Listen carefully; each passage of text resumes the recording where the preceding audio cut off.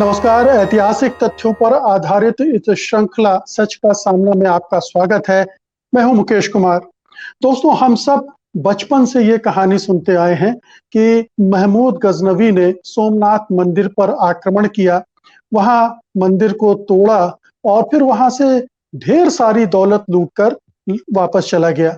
लेकिन बहुत सारे सवाल हैं और बहुत सारी बारीकियां हैं जिनसे हम वाकिफ नहीं हैं, और चूंकि उनसे वाकिफ नहीं हैं, इसलिए हमने एक खास तरह की धारणा बना रखी है कि महमूद गजनवी को काफिर नापसंद थे, बुत परस्ती के वो खिलाफ था, इसलिए मंदिरों को तोड़ता था, मूर्तियों को तोड़ता था और उन्हें लूटता था।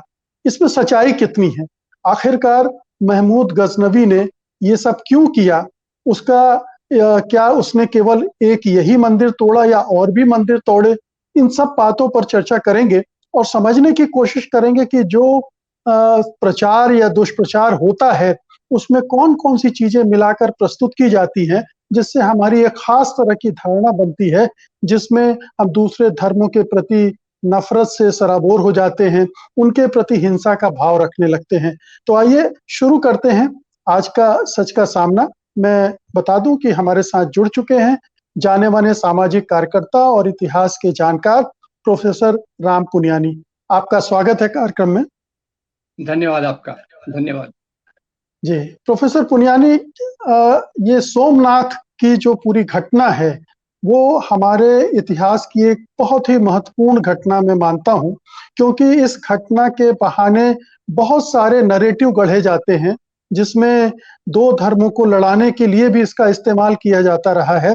नफ़रत फैलाने के लिए, हिंसा पैदा करने के लिए, अविश्वास पैदा करने के लिए, ये तमाम चीज़ों के लिए ये इस घटना से मसाला जुगाड़ा जाता है। तो सबसे पहले मैं आपसे ये जानना चाहूँगा कि आखिरकार ये महमूद गज़नवी था कौन? कहाँ से आया? वो किस तरह का आदमी था? देखिए, आप ये महमूद गजनवी के बारे में बोलने के पहले थोड़ा एक शब्द में जो एक वाक्य जोड़ना चाहता हूँ, वो ये कि बाकी मंदिर भी तोड़े गए और उस पर हम चर्चा करेंगे, उनके तोड़े जाने का क्या कारण था। पर खास तौर से सोमनाथ के मंदिर के बारे में जो लोकप्रिय आम जनता के बीच में, आम लोगों के बीच में धारणाएं ज्यादा मजबूत हैं और ज्यादा वो एक नफरत से भरी हुई है। उसका एक कारण ये भी है कि कई हमारे साहित्यकारों ने सोमनाथ का उदाहरण लेकर उपन्यास लिखे, खास तौर से कन्हैयालाल माणिकलाल मुंशी, जो मेरे ख्याल से पहली हमारी कैबिनेट में बाद में मंत्री भी थे। जी, उन्होंने वो एक उपन्यास लिखा जो काफी लोकप्रिय हुआ और कई भाषाओं में अनुवाद भी हुआ। जहां जी, तक महमूद गजनी का सवाल है, वो अफगानिस्तान में गजना नाम की जगह का एक राजा था और वो जगह कोई बहुत बड़ी नहीं है, वहां का एक राजा था। पर वो उसने दोनों तरफ लड़ाइयां की, ईस्ट एंड वेस्ट, यानी पूर्व की तरफ भी और पश्चिम की तरफ। पूर्व की तरफ यानी इस तरफ आया पंजाब और इधर हमारे सोमनाथ तक, और पश्चिम में भी उसकी कुछ लड़ाइयां हुई। और जी, वो उसको सोने चांदी का, धन संपत्ति का बहुत लालच था। सोने चांदी संपत्ति के लालच में उसने बार बार आक्रमण किए, और खास तौर से सोमनाथ में जो उसने आक्रमण किया, उसमें खैर वो तो खुद कहता है कि मैं मूर्ति तोड़ने आया हूं। पर क्या हम किसी को उसके फेस वैल्यू पर लें, वो जो कह रहा है उस पे लें, या उसके पीछे की सच्चाई को जानने की कोशिश करें? क्योंकि ये बात सरल है, महमूद गजनवी आया था, वैसे तो 17 बार आया, और जिस घटना का सबसे ज्यादा उल्लेख होता है वो है सन 1025 की। 1025 यानी आज से करीब 1000 साल पहले समझ लीजिए। और जी, गजना से वो आया। तो अब मैं थोड़ा लॉजिक लगाता हूँ, यहाँ ऐतिहासिक तथ्यों को हम लेते हैं पर उसके पहले थोड़ा लॉजिक लगाते हैं जी, कि वो गजना से लेके वो सोमनाथ तक आया, बाकी मंदिरों को उसने नहीं तोड़ा, बाकी मूर्तियों को उसने हाथ नहीं लगाया। याद रखिए, वहां उसी के करीब बामियान में भगवान गौतम बुद्ध की 2 बड़ी मूर्तियां थी, एक 53 मीटर लंबी, दूसरी 35 मीटर लंबी। उसको उसने हाथ नहीं लगाया। रास्ते में सैकड़ों मंदिर पड़े होंगे, उसको उसने नहीं तोड़ा। उसने सोमनाथ के मंदिर को ही क्यों तोड़ा? तो आपको ये बता दूं कि सोमनाथ के मंदिर में उस समय जो संपत्ति थी वो बहुत विशाल थी, आप तो जानते होंगे कि हिंदू मंदिरों में कई बिल्कुल। मंदिर हैं प्रसिद्ध, उनमें संपत्ति इतनी है कि कई लोग उसके कई बारे में अलग अलग ये लगाए जाते हैं, तो उसके बारे में मैं नहीं जानना चाहता। पर संपत्ति का लालच था जो उसे सोमनाथ ले आया। अब इसको एक हिंदू मुस्लिम के मामले में रख दिया जाता है कि वो एक विदेशी था, एक मुसलमान था। पर मजे की बात यह है कि जब वो उसके सोमनाथ में तो बाद में आया, उसी के आसपास या पहले उसकी एक राजा जो थे जिनका नाम था अब्दुल फत दाऊद, मुल्तान के राजा, मुसलमान, उनसे एक लड़ाई में एक मस्जिद टूट गई। मस ये दो राजा लड़ रहे हैं और उसमें एक मस्जिद टूट गई। अच्छा, महमूद गजनवी अकेला तो नहीं आया होगा, सेना थी, और उनकी सेना में जितने सेनापति थे उसमें से 5 सेनापति ये हिंदू थे। 5 सेनापति हिंदू थे, उनके नाम थे जी तिलक, सोंधी, हरजान, राय और हिंद। और ये मैं आपको जो वर्णन बता रहा हूँ, ये तारीख बयाकी नाम की एक किताब है जो उस समय उपलब्ध थी, और जिसका जिक्र मैकमिलन हिस्ट्री ऑफ इंडिया में आया है, जो मेरे ख्याल से 1995 में प्रकाशित हुई थी। और इसको इन सब संदर्भों को जोड़कर मेरे जो मित्र और गुरु थे, उनकी कम्युनलिज्म इन इंडिया की किताब है, उसमें उन्होंने ये सब रेफरेंसेस दिए, और वो जी रेफरेंसेस में तारीख बयाकी का बहुत उल्लेख है। अब सवाल ये आता है कि वो जब आया तो उसकी पहले भी लड़ाई थी कि जो थानेश्वर का राजा था, आनंदपाल, उसके पिता जी से भी उसकी लड़ाई सत्ता के लिए। पर जब वो आया उस समय थानेश्वर का राजा था आनंदपाल, और आनंदपाल ने उसकी सेवा में अपनी सेना का एक भाग भेजा, हाथी और घोड़ों के साथ, जिसमें इसमें इसके साथ शामिल हो सके। दूसरी बात यह है, और उतने ही स्रोतों से ये बात पता चलती है कि उसने वहां बाद में जब अपने प्रतिनिधि को नियुक्त किया, सोमनाथ को लूटने के बाद, उस क्षेत्र को जीतने के बाद, तो उसका प्रतिनिधि एक हिंदू राजा था। और हिंदू राजा था, साथ ही साथ उसने वहां सिक्के चलवाए, और ये सिक्के जो थे उसमें संस्कृत में इंस्क्रिप्शंस हैं, वो सिक्के संस्कृत में उसमें लिखावट है। तब ये सब चीजों में मैं इसलिए बता रहा हूँ कि एक तो सोमनाथ में संपत्ति थी 20,000 सोने की दीनारों के बराबर। दो जी 20,000 सोने की दीनारों की आप कल्पना कर लीजिए वो कितनी बड़ी उस समय। संपत्ति रही जी उस समय के। और दूसरा कि उसमें शिवलिंग था, कई लोग आते थे, आकर्षक करते थे पुजारियों। वहां एक मैग्नेट उन्होंने छत पे लगा के रखा था, और ऐसा बताते थे कि जादुई तरीके से लिंग हवा में लटक रहा है। तो उसने तोड़ने के बाद वो लिंग का वो भी पर्दा फाश हो गया, कि जो पुजारी बताते थे कि ये एक दैवी चमत्कार है, उसको भी उसने जी तोड़ दिया। पर मुख्य रूप से उसका इरादा, वो खुद उसने कहा कि मैं मूर्ति तोड़ने वाला हूं, बुत शिकन, मैं जी बुत परस्त हूं। क्योंकि देखिए मोहम्मद साहब के आने के बाद उन्होंने सऊदी एरिया में जब इस्लाम के स्थापना के साथ साथ उस समय वहां भी बहुत मूर्ति पूजक थे, और इस्लाम जो आया वो मूर्ति पूजा के विरोध में आया।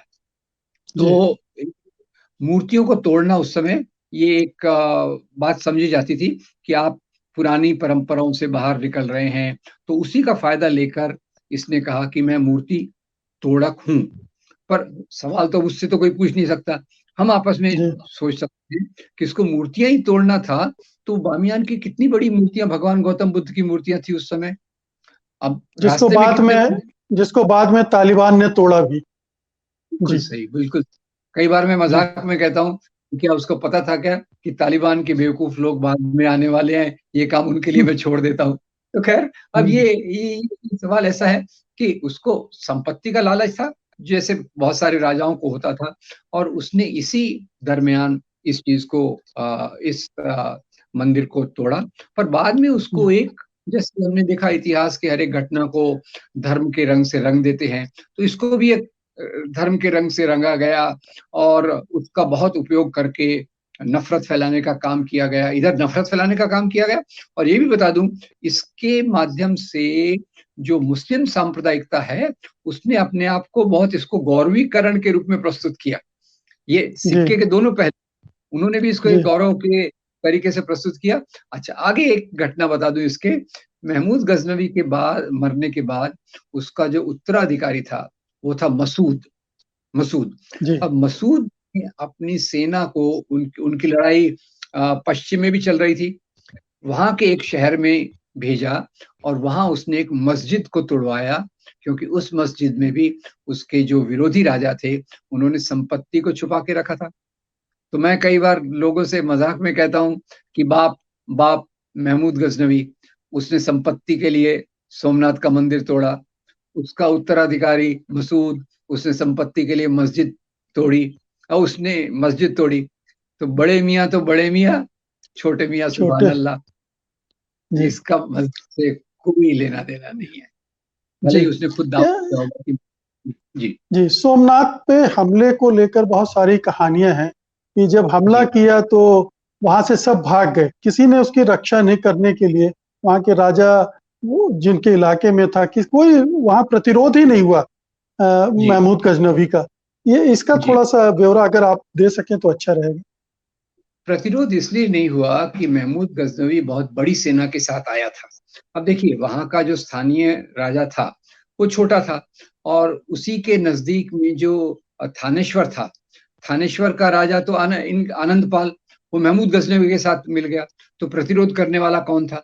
प्रतिरोध करने वाला वहां की जो शक्ति थी वो नहीं थी। इसमें कोई, देखिए हमने जैसे देखा, बहुत सारी रियासतें हैं, बहुत सारे राजा हैं, अपने छोटे छोटे एरिया में राज्य करते हैं और उसके आधार पे चलता है। कोई उस आधार पे तो सभी राजा साथ में आने का कोई सवाल ही नहीं उठता था, क्योंकि राजा लोग इस आधार पे राज्य करते ही नहीं थे।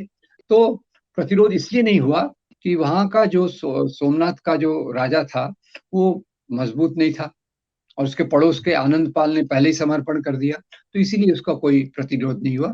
और सेना का प्रतिरोध आम जनता तो कर नहीं सकती, और जो भी पुजारी हैं, पुजारी तो अपने काम में है, उनका काम इस प्रकार का राजाओं की फौज के खिलाफ लड़ना थोड़ी है, भले ही जो संपत्ति जी उनके नियंत्रण में थी वो लूटी जा रही थी। और ये भी बात महत्वपूर्ण है कि उसने सबसे पहले संपत्ति को लूटा, पूरी जो सोने चांदी की जी मूर्तियां हैं, हीरे जवाहरात जड़े हुए हैं, उसको पहले निकाला, और बाद में कहा कि देखो भाई मैं मूर्ति को तोड़ रहा हूँ। ये एक उसके साथ जुड़ी हुई बात है। जी। और एक दिलचस्प बात ये भी है कि जब देश आज़ाद हुआ, तो इस जी मंदिर के पुनर्निर्माण का काम हाथ में लिया, सरदार पटेल ने उसकी अगुवाई की। लेकिन जब वो गांधी जी के पास गए, तो गांधी जी ने कहा, "ठीक है, आप बनवाइए, अच्छी बात है, लेकिन इसमें सरकार का कोई रोल नहीं होना चाहिए। सरकार को धन नहीं देना चाहिए, सरकार की कोई भूमिका नहीं होनी चाहिए।" तो स्टेट और रिलीजन, इन दोनों को उन्होंने सेपरेट किया। ये एक गौर करने वाली बात है। और फिर बाद में तो पटेल नहीं रहे, तो उनकी जगह कन्हैयालाल माणिकलाल मुंशी जी ने इसका काम पूरा करवाया। और कन्हैयालाल माणिकलाल मुंशी जो है एक हिंदुत्ववादी सोच के थे, और उस समय की सरकार में और कांग्रेस में ऐसे बहुत सारे लोग थे, गोविंद वल्लभ पंत थे, पंडित मदन मोहन मालवीय थे। ये इन लोगों का सोच उसी तरह का था। बहुत कहना चाहिए एक्सट्रीम नहीं था, लेकिन रुझान उसी तरह का था। तो जो कांग्रेस में हिंदूवादी विचारधारा थी, वो इस तरह से सोचती थी। और उसने, जो आपने ठीक कहा कि सोमनाथ नाम से उन्होंने जो उपन्यास लिखा है, उसको इसी नजरिए से लिखा। बल्कि उनका दूसरा साहित्य भी अगर आप पढ़ें, तो उसमें भी इसी तरह की चीजें आपको कृष्णावतार में भी मिलेंगी। बहुत सारी एक सीरीज है कृष्णावतार की। तो ये एक दिलचस्प बात है। अब ये मैं जानना चाहता हूं कि जब महमूद गजनवी लौट गया, तो उसके बाद वहां क्या स्थिति बनी थी? आपने कहा कि एक अपना प्रतिनिधि नियुक्त कर दिया। क्या उसके बाद उस मंदिर का पुनर्निर्माण वगैरह हुआ, या वो वैसा ही रहा? वो मंदिर एक्चुअली वैसे ही रहा, वैसे ही रहा। और जो राजा उनके प्रतिनिधि के रूप में था, उसने इसके मातहत काम किया। और जो भी प्रशासन चला, उसमें मैंने आपको बताया है, जो सिक्के चले उसमें संस्कृत में लिखावट थी, और इसीलिए वो जीर्णोद्धार उसका करना था। इसीलिए आजादी के बाद वो मुंशी जी ने सोचा कि ये सरकार की तरफ से इसको कराया जाए। और आपका बहुत धन्यवाद, आपने ये घटना का याद दिला दिया कि ये जो सरकार, मुंशी जी की बात थी, कन्हैयालाल माणिकलाल मुंशी चाहते थे कि सरकार इसका पुनर्निर्माण करे। और पर गांधी जी ने कहा कि भाई हिंदू समाज अपना मंदिर बनाने के लिए सक्षम है, सरकार को इसमें क्यों पड़ना चाहिए। और यही राय नेहरू जी की भी थी। इसी में एक और घटना जोड़ दूं कि मंदिर बनने के तो फिर एक प्राइवेट ट्रस्ट, आज वो प्रोपेगेंडा करते हैं कि सरकार की तरफ से मंदिर का पुनरुद्धार किया गया, जो गलत है।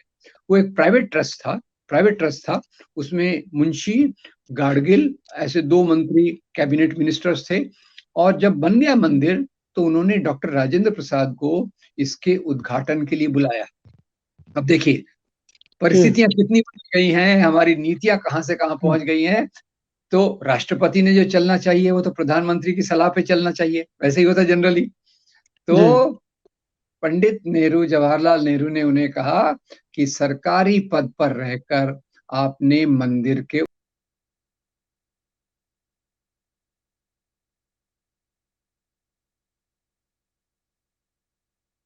जो ये जो नेहरू जी की धर्मनिरपेक्षता की गहरी समझ थी, उन्होंने कहा हमें इस मंदिर के सरकारी पद पर रहकर नहीं करना चाहिए।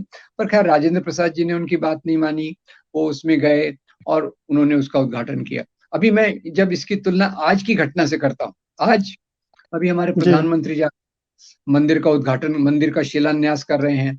अभी जब उद्घाटन होगा तब आप देखेंगे क्या क्या होगा सरकार की तरफ से।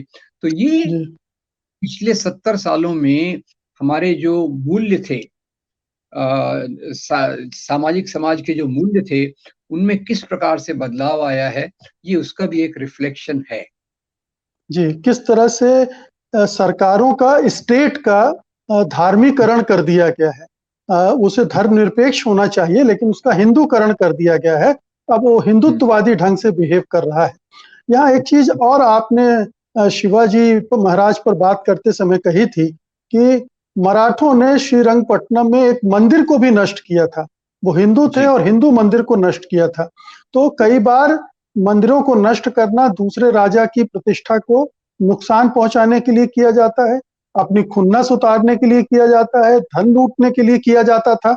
ये सारे इरादे होते थे। तो उस समय और फिर उस समय जो पूरा परिवेश था वो सामंतवादी परिवेश था और सामंतवाद में जो भी राजा का धर्म होता है वो अपने हिसाब से चलता है।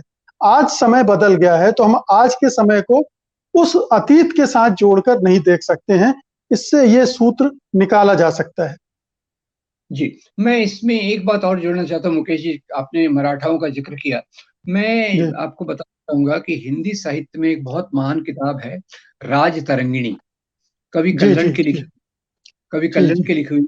और कवि कल्हण उसमें लिखते हैं कि 11वीं शताब्दी के राजा हर्षदेव ने अपने राज्य के दौरान एक नए पद, ओहदे, पोस्ट का निर्माण किया और उसका शीर्षक था देवोत्पतन नायक, यानी वो अधिकारी जो देवताओं की मूर्तियों को उखाड़े। और जी इसके आगे इंस्ट्रक्शंस इन ब्रैकेट होंगी, भैया वही जी मूर्तियां चाहिए राज दरबार में लाओ जो सोने चांदी की बनी है, जिसमें हीरे जवाहरात हम्म, गड़े जड़े हैं, और पत्थर की जी मूर्ति आम लोगों के लिए छोड़ दो। तो जी ये जो सवाल है, इसको बहुत एक कंफ्यूजिंग तरीके से देखा गया है। इसके दूसरे जी पक्ष को जो जिसने अभी ध्यान दिलाया, वो ज्यादा देखा नहीं जाता, इसीलिए कंफ्यूजन होता है। तो ये जी जी जब अगर इसमें जी इसमें आप पुनियानी जी वो भी जोड़ सकते हैं कि कश्मीर के राजा हर्षदेव ने किस तरह से वहाँ की मूर्तियों को, जो सोने चांदी की मूर्तियां थी, उनको मंगवा कर गलवा दिया और फिर उससे सिक्के वगैरह ढलवाए। बिल्कुल बिल्कुल बिल्कुल, वही वही मेरा मतलब था कि ये वो उसके लिए उसने एक नया अधिकारी नियुक्त किया। उसका काम ही ये था कि आप इस प्रकार की मूर्तियों को तोड़ के ले आइए, और वो एक हिंदू राजा है। तो यानी राजा संपत्ति और सत्ता के लिए राज्य करते थे, ये बात हमें पूरी तौर से स्पष्ट हो जाना चाहिए। और सोमनाथ के मैंने जो कहे आपको थोड़े से, मैंने एक तो बताया मैकमिलन हिस्ट्री ऑफ इंडिया 1995 में जो आई थी न्यूयॉर्क से, तारीख बया की। और दूसरे एक एक तीसरा है journal of Asia and Epigraphica indica. इनमें ये सब घटनाओं का उल्लेख है। क्योंकि लोग ये भी, कई हमारे कमेंट्स में लोग पूछ रहे हैं आप स्रोत नहीं बताते, तो ये उनके स्रोत हैं जहां से जी लेकर हम लोगों ने इनको एक साथ पिरोया है और एक घटना को एक निष्पक्ष रूप से ऐतिहासिक परिप्रेक्ष्य में समझने की कोशिश की है। जी, तो हम ये कतई नहीं कह रहे हैं कि महमूद गजनवी कोई धर्मनिरपेक्ष राजा था।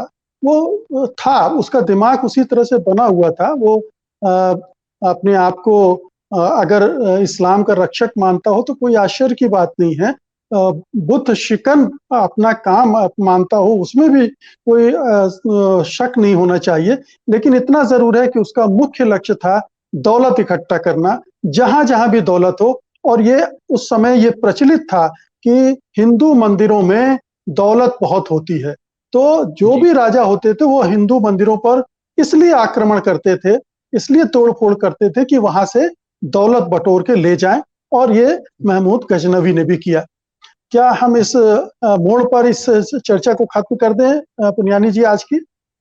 एक ही लास्ट पॉइंट मैं कहना चाहूंगा, उसमें भी ख्याल कीजिए जी, कि जो जी, सेना उसकी थी, जैसे हम बात करते रहे, वो केवल मुस्लिम जी, सेना नहीं थी, उसमें जी, जी, हिंदू भी थे, मुसलमान भी थे। और इसी महमूद गजनवी ने मस्जिद भी तोड़ी मुल्तान में। अब लोग, मैं ये जी, कहता हूँ तो लोग, वो दूसरे सेक्ट का था। अरे पर भाई, जी, थी तो मस्जिद, था तो वो जी, जी, मुसलमान ही ना, जो यहाँ उसने जी, जी, मस्जिद तोड़ी। और मुझे मजा इस बात में आता है कि इसने तो मस्जिद तोड़ी, इसने तो संपत्ति के लिए मंदिर तोड़ा, पर इसके उत्तराधिकारी ने संपत्ति के लिए मस्जिद को तोड़ा। ये मुझे जी, और उसमें रोचक जी, बात लगती है, अगर हम इतिहास जी, को इंटरेस्ट से भी बिल्कुल। देखना चाहिए। जी जी, बिल्कुल सही बात है। तो इतिहास को कैसे देखा जाए ये बहुत ज़रूरी है समझना। अगर आप जी हिंदू-मुसलमान के चश्मे से देखेंगे तो उसी जाल में फँस जाएँगे जिसमें लोग आपको फँसाना चाहते हैं। लेकिन इतिहास को एक उस समय के काल खंड के हिसाब से अगर जाँचें के परखेंगे और उसमें से सबक भी हमको लेना चाहिए, तो आज के हिसाब से, प्रतिशोध के लिए नहीं, बल्कि समझ बढ़ाने के लिए। बहुत-बहुत जी शुक्रिया पुनियानी जी। जाते-जाते मैं अपने दर्शकों से 2 जो गुज़ारिश हैं वो फिर से दोहरा देना चाहता हूँ कि इस वीडियो को ज़्यादा से ज़्यादा शेयर करें, ताकि ज़्यादा से ज़्यादा लोग इन तथ्यों से परिचित हो सकें और उस प्रचार में ना आएँ जो उन्हें गुमराह करने वाले हैं। और दूसरा ये कि अपनी प्रतिक्रियाएँ, अपनी शंकाएँ और जो जिज्ञासाएँ हैं, उनको कमेंट बॉक्स में ज़रूर दर्ज करें, ताकि आने वाले एपिसोड में हम उन पर चर्चा कर सकें, उनका समाधान कर सकें। बहुत-बहुत शुक्रिया डॉक्टर पुनियानी आपका, धन्यवाद। और धन्यवाद धन्यवाद। दर्शकों आपका भी। सत्य हिंदी का ऐप डाउनलोड करें गूगल प्ले स्टोर पर।